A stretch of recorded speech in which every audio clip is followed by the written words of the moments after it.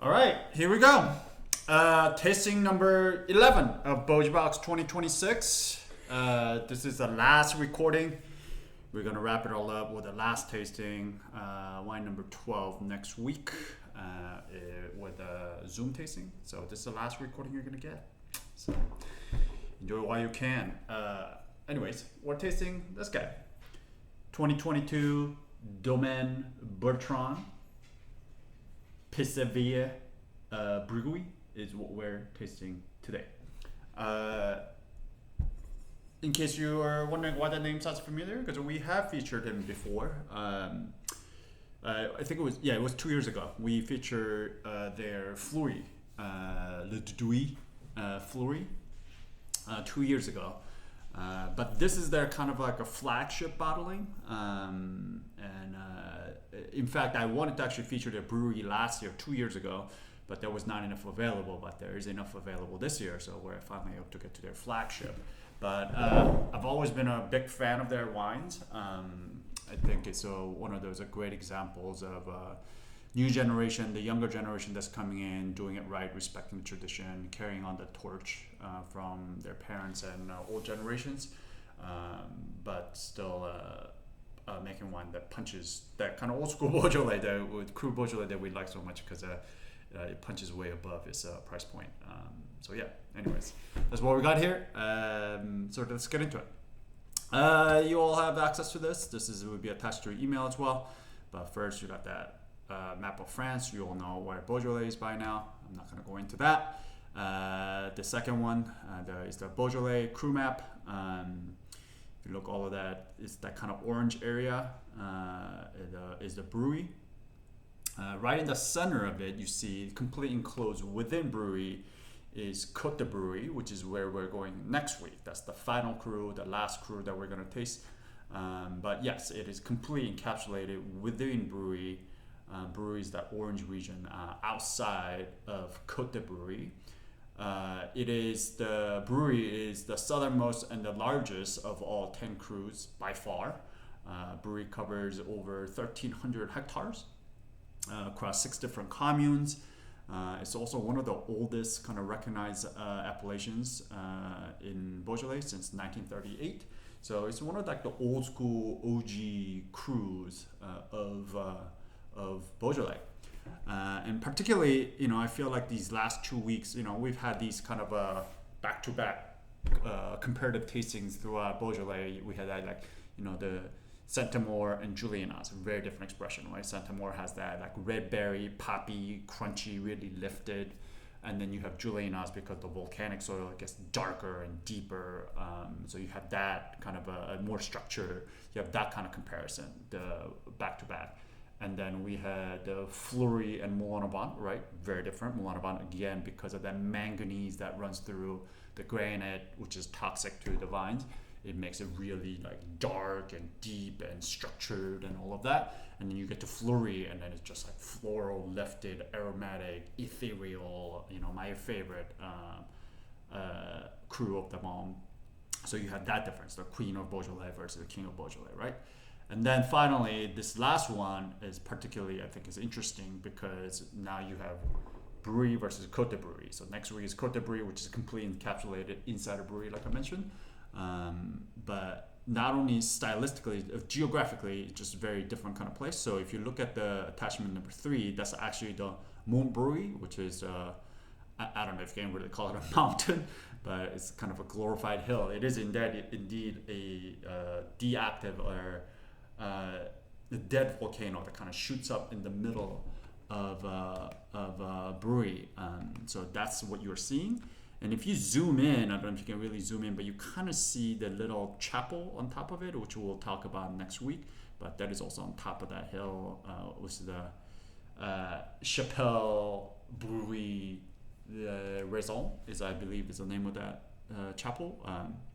It's basically the brewery's Grapes Chapel is essentially what that is. Church, and there's a story behind that. But anyways, so that's what shoots up. Mont Brouilly is that hill that kind of shoots up. So all the wines that we taste to this week is kind of from the flatter side, underneath the mountain, on the flatter lower hillside.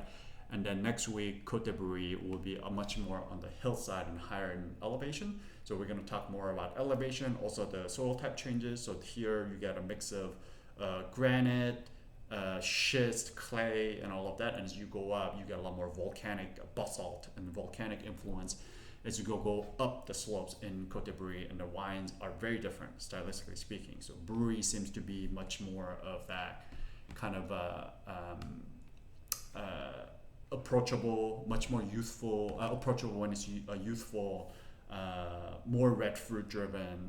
There's some dark fruit that goes in here just because that the varied soil type that you find in Brouilly. So again, all the granite influence. Some volcanic doesn't run through here. Definitely schist and clay, all of that.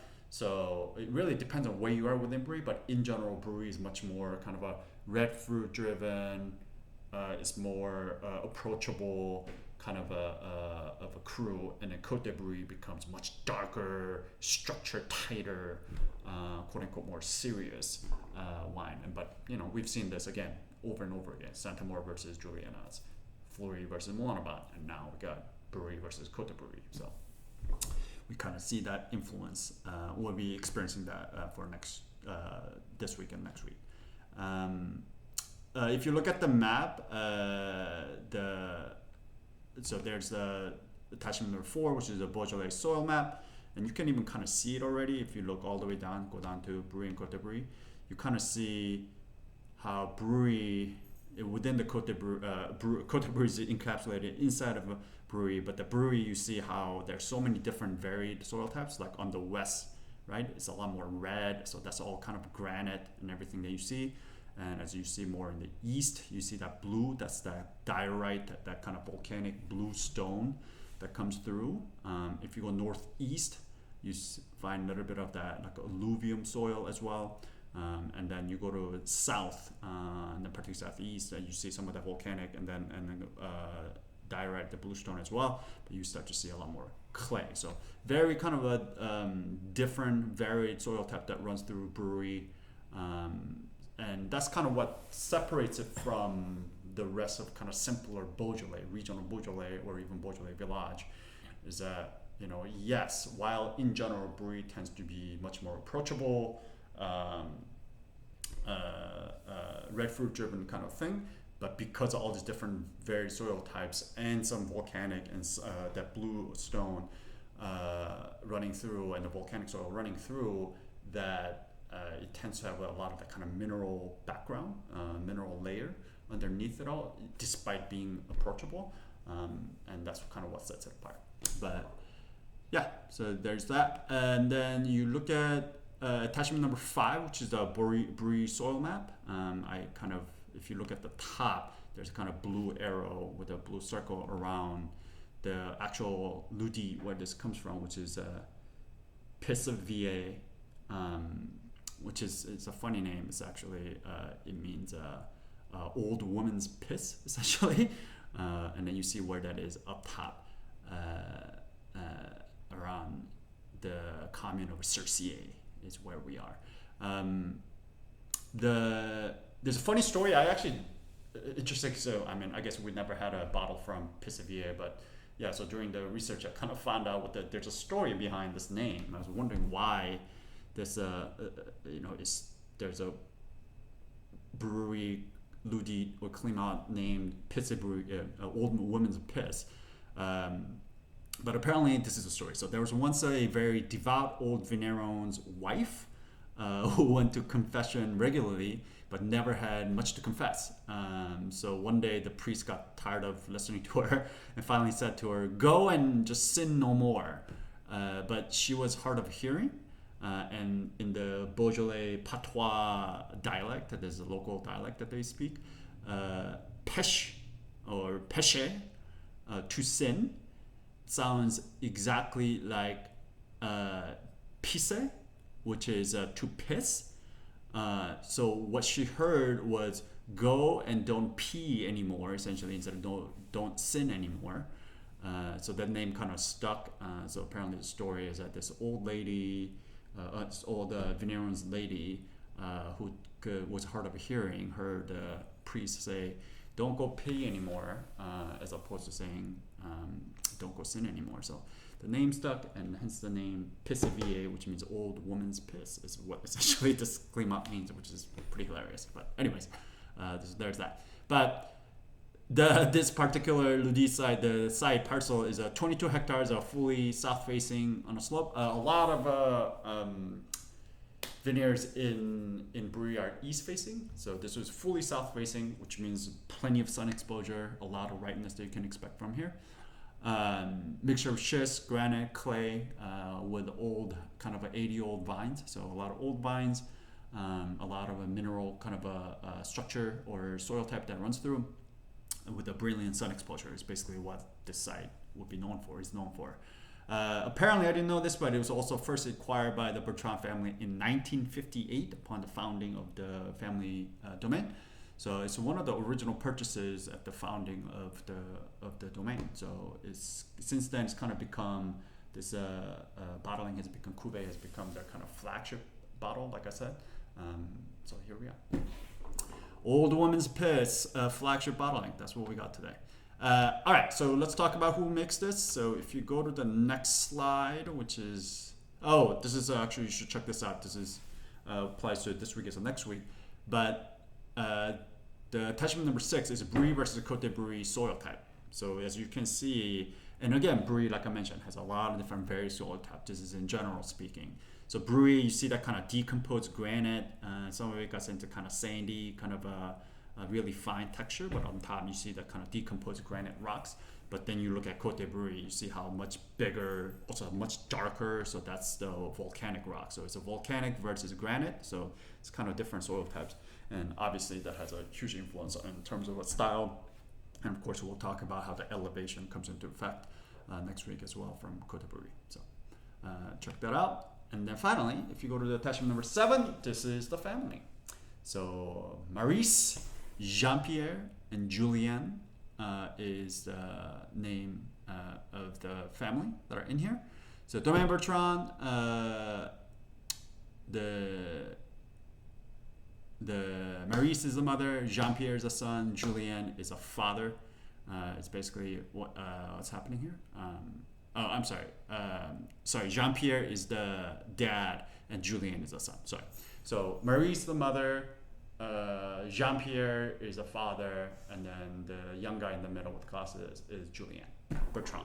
So wine growers at the foot of the Mont Brouilly since 1956, founded by Marcel and Michel Bertrand. And then 3 generations later, this is still a tightly run family estate, family affair. So timeline kind of goes in 1956, Marcel and Michel Bertrand founded the Domaine and acquired the first plot, which is right here, Pisse-Vieille. This is one of the very first parcels that they purchased. It became their flagship wine. They were actually one of the first people who bought vineyards in this part of a brewery. So they were the first one to kind of see the potential of old woman's piss. And then in 1996, Maurice and Jean-Pierre Bertrand took over. These are the second generation who expanded the Domaine across Beaujolais. And then 2014, Julien, the young guy in the middle, so third generation, joined the family. And then he's the one who's currently overseeing the family estate and then carrying on the torch. And then he's really the one who lifted the level of quality across the board. And then getting his name out there, getting his family's name out there. So today, under Julien's watch, Domaine Bertrand farms 15.5 hectares across 7 different crus. So you can imagine how small of each cru it would be. Beaujolais Village, Beaujolais Blanc, Régnier, Brouilly, Fleury, Julienaz, and Moulin à Vent. So it's a really good producer to kind of taste through Beaujolais because it's one producer making wine pretty much the same way across the board. So a really good way to kind of taste through what the differences are between different crus through one producer. Julien, I've never met him personally, but from what I've heard and from what I've read, Julien is described as kind of a meticulous, pragmatic, and thoughtful winemaker, not a flashy personality. He's a serious, thoughtful kind of guy. Vigneron, and then who lets the fruit do the talking. He farms chemical-free across all of his vineyards and received official organic certification in 2020. Everything is done by hand, minimal intervention in the cellar. One thing that he's known for is that he sorts his grapes twice. So he's very big on making sure that only the best fruit goes into his wine. So he sorts his grapes in the field, in the vineyard first, and then he does it again when it gets to the cellar. So just to make sure that, anything that doesn't meet his standard doesn't go into the bottle. All right, so what is this wine? This is 100% organic Gamay from 80-year-old vines from a single year of Pisse-Vieille. Carefully sorted twice, like I mentioned, once in the vineyard, again in the cellar. This is a classic Beaujolais in terms of winemaking. We're talking about 100% whole cluster, semi-carbonic, maceration for 15 to 20 days with the temperature control and the gentle pump over for soft extraction.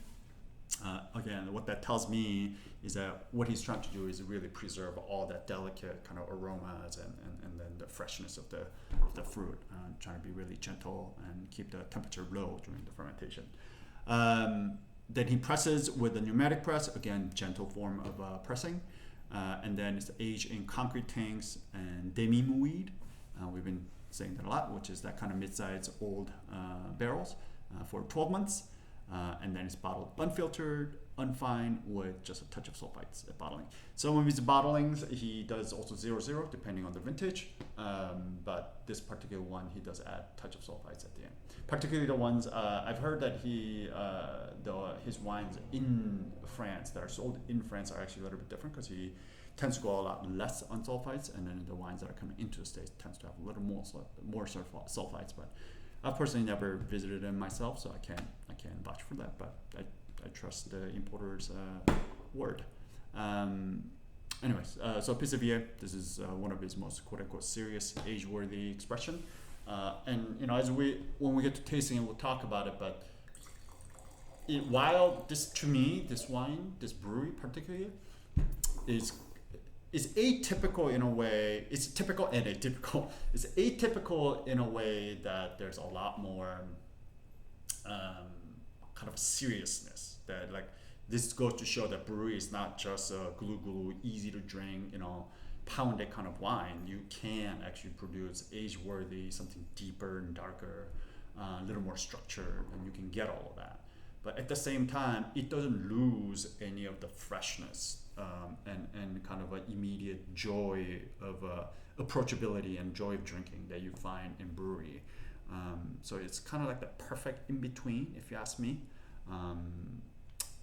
It's a little more serious than conventional everyday brewery that you come across, but it's not as serious as, let's say, like Côte de Brouilly or some other thing. So it's one of the things, just like if you don't want to think about it, it's just delicious, easy to drink.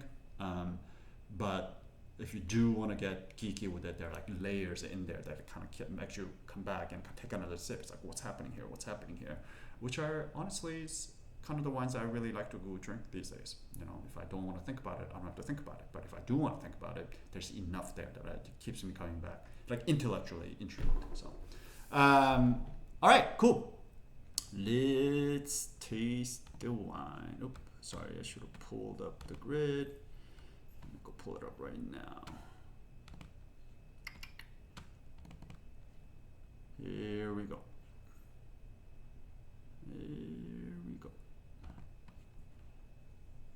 Okay. Let's start with the appearance. Sorry, my screen is being weird. Okay. All right, clarity. For all intents and purposes, I'll say this wine is clear. It's not like translucent. I can tell it's not fine, but yeah, I'll say this is pretty clear. Intensity, I'm gonna call this about medium. It's not super deep. I can kind of see the letters on my keyboard through the core, but I can't like fully make out of it. So I'm gonna call this about medium. Yeah, and I've also had brewery that are like paler than this. So again, this is kind of that like in between, a little bit more serious than usual. So medium intense color of, I'm gonna call this ruby. Yeah, it's like a textbook ruby here. No observation, no sediments, no flocculation, nothing like that. Nose.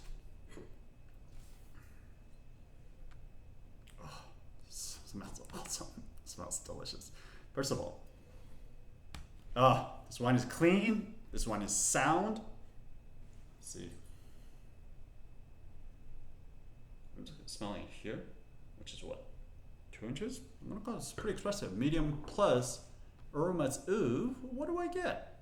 I definitely get some violet here. Yeah, I get some like a pretty violet, like a purple flower, blue flower kind of a thing going on here. No green fruit, no citrus fruit, no stone fruit, no tropical fruit. I definitely get some leaf fruit here. There's definitely some dark fruit here too, and this is what I'm talking about. Like some brewery that you find, especially when you go more south or more west as well, where there's a granite, pink granite, you can get pretty like bright pink, like a very red fruit driven. But this, having been on the much more north, I get both. So I do get like a bright red fruit here, like cherry, dark raspberry, but I definitely get some like black cherry, some plum, touch of like Cassie's blackberry kind of a thing, darker berry. So yeah, it's kind of a both. Yeah, still. The fruit quality is really, really great here. It's like just fresh, it's just ripe. There's nothing underripe about this. Really beautifully, gorgeously ripe fruit. There's some of that like candied nature here. I also get like, I don't know why, but like just gives me some like citrusy, orangey kind of like, not like a fresh orange, but like, you know, those candied orange peels, like something like that. I'm getting some of that going through here.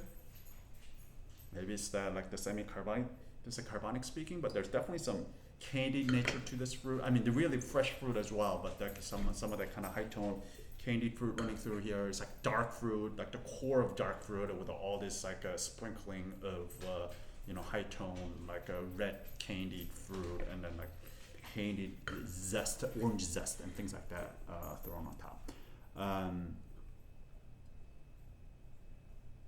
Herbaceous, herbal. I don't particularly get like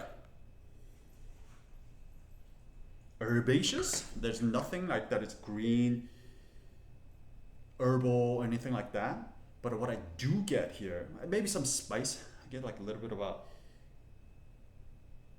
maybe it's just some of that like demi-weed in fact coming in here. I do get a little bit of like a pepper slash like maybe coriander, just like maybe touch of that. And then there's definitely some minerality here. Like I get like almost like flinty. This is, I think, this the schist kind of granite talking through here. There's like subtle, almost like a touch of like a flinty, smoky kind of minerality on the very bottom core of it, like that mixed in with that black fruit, like dark fruit. So I definitely get some of that. No secondary, no tertiary. We're talking about very much in the primary. The fruit quality is really fresh, really ripe, beautifully ripe. And then I also know that 2022 was quite of a hot vintage. If anything, a lot of people were. It was funny because 2021 was just a shitty, cold, you know, vintage. It's very lean. A lot of like a greenness running through a lot of wines from Beaujolais. And 22 was like the record-breaking heat in August, and it was a very warm vintage. So like a freshness was a challenge. But you know, I definitely see the ripeness and then really like a voluptuous fruit here. But you know, we'll get to tasting it all. But like this doesn't seem like overripe. This doesn't seem too hot, but it seems very, very, really, really ripe fruit, which is obviously a sign of a warm vintage for sure.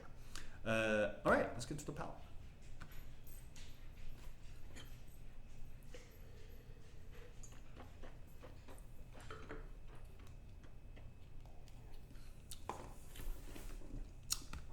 This wine is dry. This wine is bone dry. There's not a hint of residual sugar left in it. Oh, also that's good.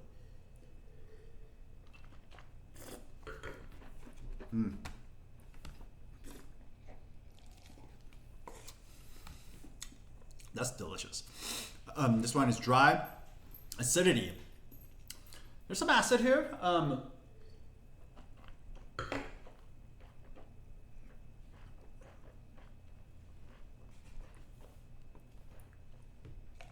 yeah, it's pulling it back. This is like a lower end of medium plus, like right into that. It's like low end of medium plus, high end of medium, somewhere in there. Tannin, there's definitely some tannin here, which is not always with the brewery. Some brewery doesn't have a whole lot of tannin, but this one definitely does.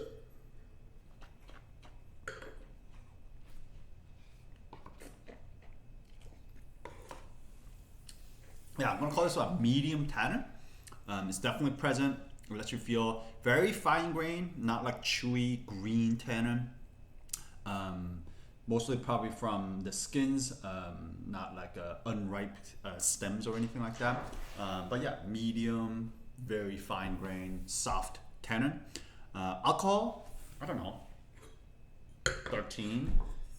Feels a little bit more than 12.5, but it doesn't feel super high. It's got a little bit of warmth, but maybe 13.5. I mean, it says 11 to 14% volume by importer. Let's see. I think this was on the text sheet. Let me see if I can pull up the text sheet.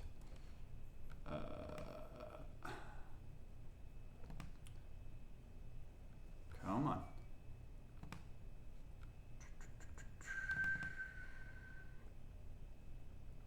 Bear with me here for a second.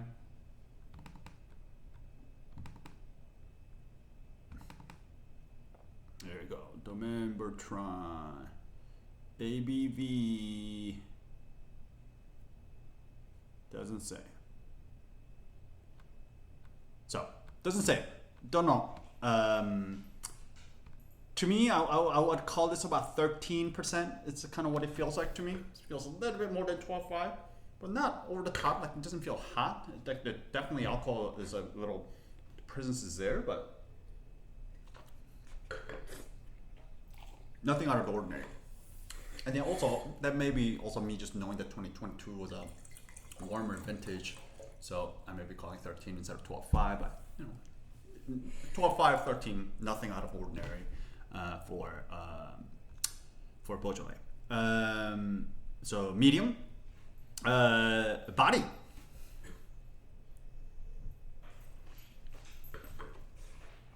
I'm gonna call this about medium. There's definitely some body here, but nothing crazy, nothing. Yeah, it's right in the middle. In this fresh glass I did pour, I did get a little bit of that dissolved CO2, a little bit of like a, I'm always first calling it sparkling, but like there's a little bit of like flat sparkling water. There's a little bit of dissolved CO2 going running through here, which is great. You know, to me, especially, I enjoy that in these kind of like a crunchy, bright kind of thing. I actually think it helps making this wine feel even brighter with all that black fruit and all of that, but all that red fruit, kind of like the bright part, the red tart red berry kind of part of this wine gets lifted even. It feels even crunchier because of that little bit of dissolved CO2. Flavor intensity. I'm gonna call the same thing as the nose. I mean, this is no shy wallflower. You know, it's definitely expressive. It lets you know what it has got going on. So I'm gonna call this a medium plus intense flavored. Ooh, what do I get? More so than on the nose. Like I think I really get the demi-muid aging. Evidence on the palate. There's a kind of a roundness to this thing. It's not just really sharp. The edges have kind of like rounded off essentially. It's like, I don't know if you've ever done any woodworking, but like after you cut something, there's that like sharp corners, and then you just take the sandpaper to kind of wedge it down. That kind of like smoothness. Yeah, the edge has been kind of rounded here, and I think that's the effects of. I mean, concrete also does some of that because you know there's a little bit of a micro-oxygenation that happens with concrete. But particularly with the demi-muid, in the wood, it happens a lot more. So a lot of that kind of sharp edges has been kind of rounded off. So, anyways, flavors. So medium plus intense flavors of. I mean, I'm getting everything that I'm confirming everything that I smelled on the nose. There's that kind of like violet, peony kind of a thing.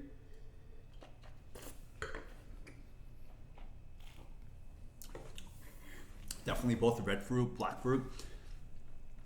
I do think this one is much more black fruit led. If I were to I would say like black fruit is the core of the fruit quality, and then red fruit is kind of the periphery. They're definitely both present, but I think the core of it is that kind of like blackberry, really dark raspberry, black cherry, all that. And then there's smatterings of the kind of a red plum, red cherries, the dark raspberry. Those things kind of like thrown on the periphery, but I got both of those things. I get less of a, maybe there was a hint on the nose with the candied orange peel kind of thing.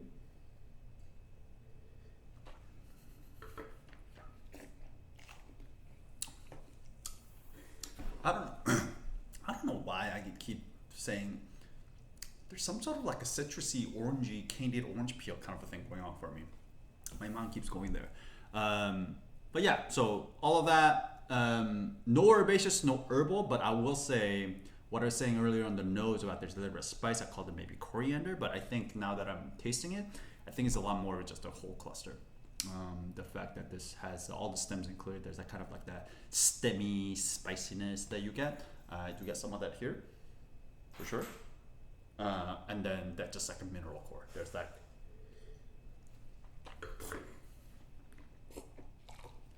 There's that granite, that kind of like smoky, flinty kind of thing going on. I also get a little bit of salinity here, a little bit of salt at the end. But yeah, quite a bit different things going on here. And then finally the finish.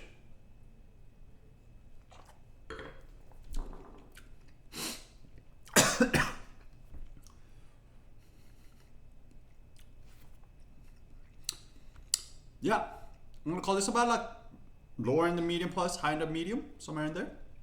So let's put it all together. So balanced, I think this wine is very well balanced. There's nothing that's sticking out here. Intensity, we call it medium plus on the nose, medium plus on the palate.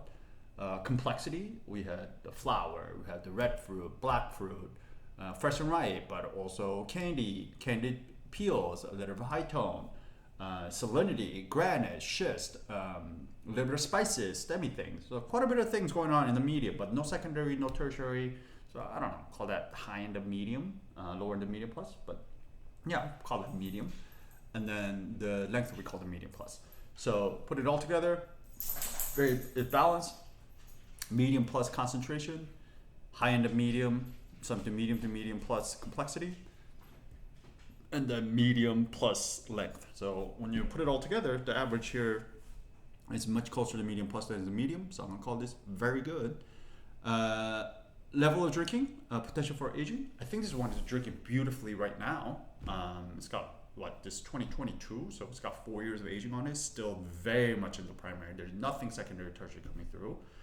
Structurally speaking, we got medium tannin, medium plus, bordering on medium plus, high end of medium acid. So very decent, solid backbone. The fact that it's got 4 years, but there's still so much of it just in the primary freshness, which tells me this probably has another 4 years, probably easy to go. So I would say drink this now, but I don't think it's meant to be aged for a long time. But I think this wine, I don't think it's going to fall apart anytime soon. In fact, some of these kind of fresh fruit turning into tertiary, I think it may make it even more interesting, more delicious, just because there's already a lot of things going on in the primary world. So adding in more things that just give it another layers of complexity. So I would say drink this over next, I don't know, 5 years. I think this would be easily, beautifully drinking for the next 5 years. So pick a few bottles and then drink one a year for the next 5 years. Maybe get 6 bottles to see how it goes. I think it would be an excellent approach with this wine. Excellent. Let's talk about if you play everyone's favorite game, which is guessing how much this is on a retail shelf. Pause the recording now, and you can come back. Also, I forgot to do that last week. So if anybody's really curious about last week's wine, let me know. Anyways, the price on this thing is $35. I think that is fantastic. I think this is what we call the medium plus. It's got already 4 years, another 5 years to go. Easily drinking for the next 5 years. It's got the depth, it's got the complexity, the mineral complexity, but definitely not lacking generous in fruit, but it also has that like joy of just drinking it right now. It's got kind of it all. It's like the all inclusive package. It's got kind of a little bit of everything going on here. And for a $35, I think this is punching way above its price point. I mean, we've had Beaujolais, cru Beaujolais, in the 50s in this box. So at 35 at this quality, I think this is a fantastic wine. So that's it. Well, if you have any questions, you know where to find me. Text me, email me. Otherwise, enjoy your weekend, and I will see you all for the last tasting and the last Zoom tasting of Beauj Box 2026 to wrap it all up. Cool. Toodles.